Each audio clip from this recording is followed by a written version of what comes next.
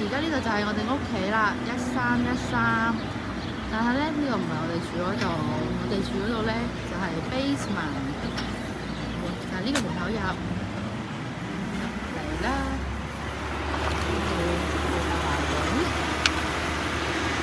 呢度有花有草，垃圾桶回收，呢就係樓上小朋友嘅單車。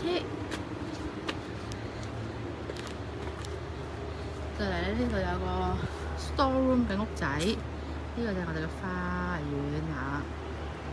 好啦，我哋咧就喺呢個旁邊嘅門口入，係咪好簡陋咧？睇落去，而家入開，就有幾級樓。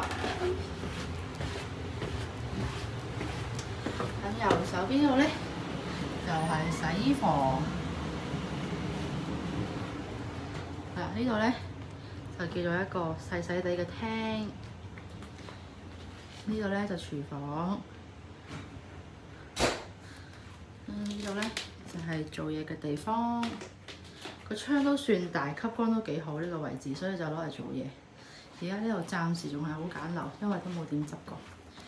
喺呢度咧仲有個樓梯底，我稱為柴房，可以擺一啲雜物嘅。咁一路行啦。我見到睡房，我哋就用咗呢間房做睡房啦。咁佢咧就有兩個門啦。